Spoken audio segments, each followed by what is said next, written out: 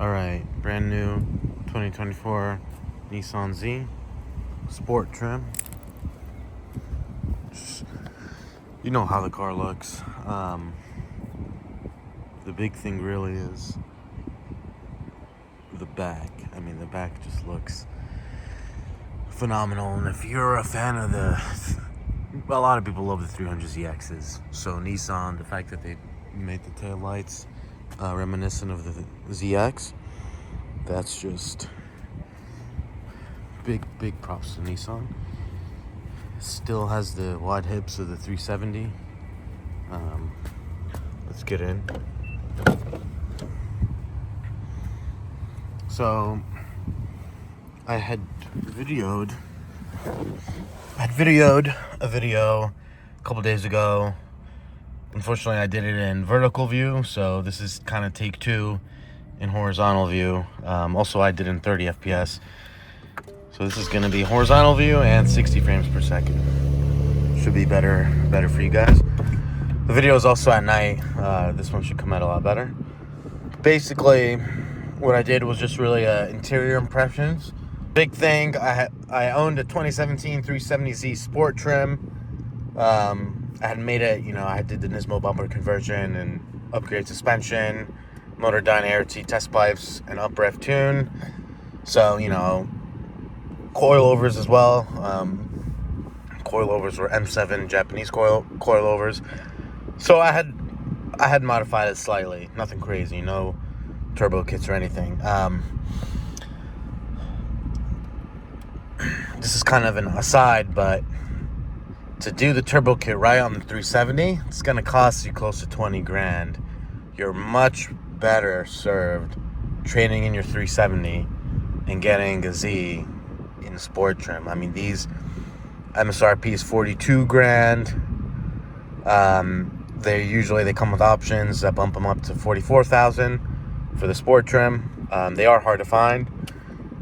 I don't want to get too deep into the markup issue, but I was messaging dealers now and then for a few months.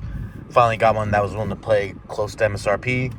Now interest rates are high, so you can get good deals now, right? People are getting offered like 10% interest rates, which adds $10,000 to the car plus. Obviously that interest rate varies depending on the credit score, but for the average person, interest rates are super high.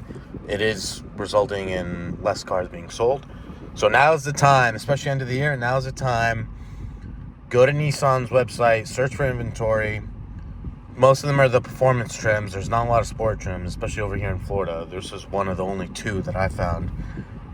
So maybe the sport trims, you'll have a hard time, but the performance trim, you will be able to get those at sticker, or maybe even less. Maybe some accessories included for free. You just have to put your negotiating cap on. The good thing with negotiating for cars is there's a bunch of dealers, so you'll find one that's willing to play. My 370 I had gotten for less than sticker, and this one I didn't get it for less than sticker. I got it slightly over, about $1,500 over, but low washer fluid. But that was due to this being a sport trim and also lack of patience.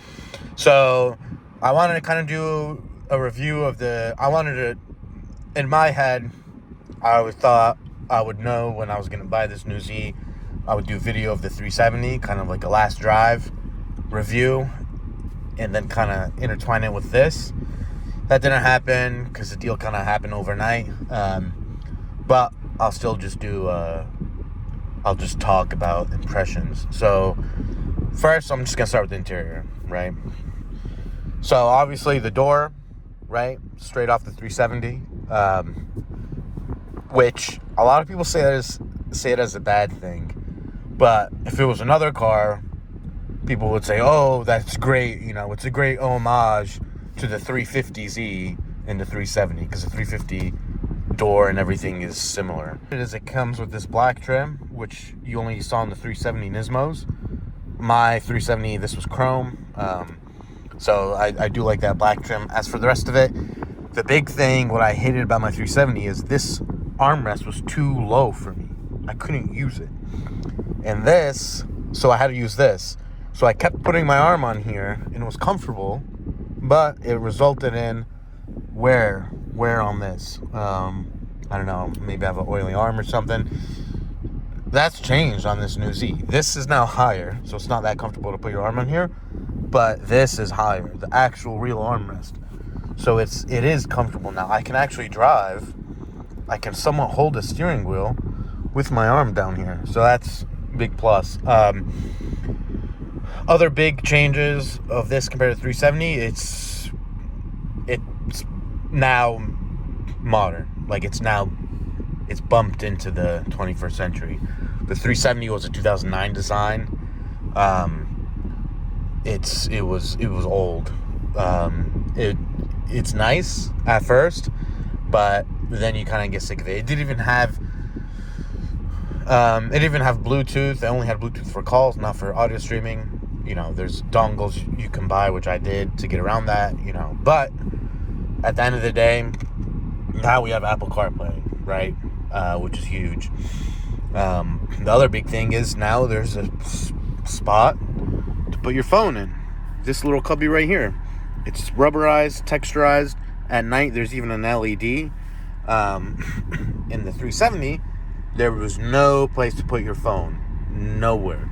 You have to stuff it in the cup holder, which obviously doesn't work if you bring a water bottle or a drink with you.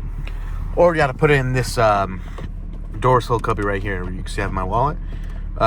So that's big. Other things I love about the interior are the gauges are now actually usable. So in the 370, I had similar style gauges, but the gauges were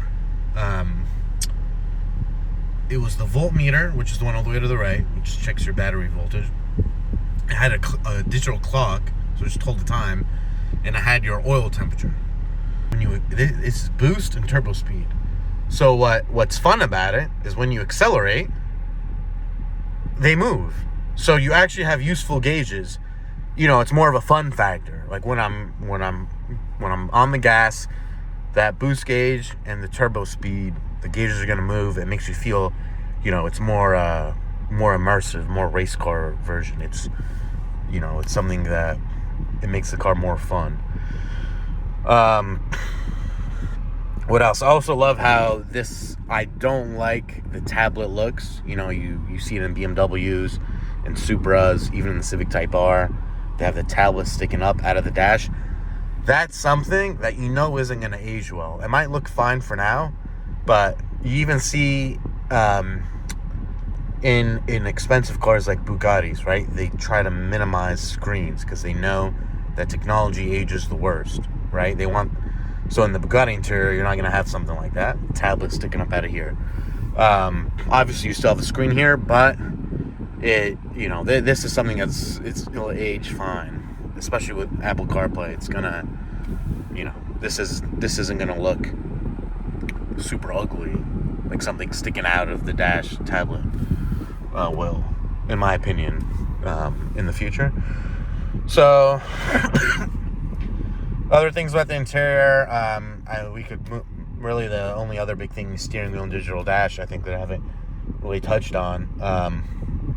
And then I can talk about the seats, but steering wheel feels really, really nice. Looks amazing. I was originally afraid at these buttons. I thought they were like the capacitive, but they're actually real buttons, right? Real buttons, everything. So, okay, I know you can add something in the middle of that. So let me see if I know how to do that. Oh yeah, okay. So let me see. Oh, I think it's the arrows. Boom, there you go. Right? So these arrows, it makes it look a lot less empty. You can, that just shows your kind of driver nannies.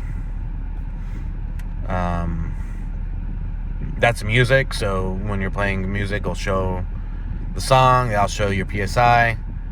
That shows, your MPGs, and that's home. So for looks, probably just leave it on that. Nice cool picture of the 370. There you go. It's a better view. Let me go back to half zoom. So that's pretty much it. Seats, directly kind of pulled from the 370. I think the cloth is a little bit better, higher quality. Bolstering seems better. You can tell, right? Like thick bolsters hold me in tight. I like the cloth. On my 2017 370, the seats were in immaculate condition. So cloth lasts better than leather. Leather, you have to condition it consistently. Most people don't. That's why when you buy a used car with leather, it ends up cracking.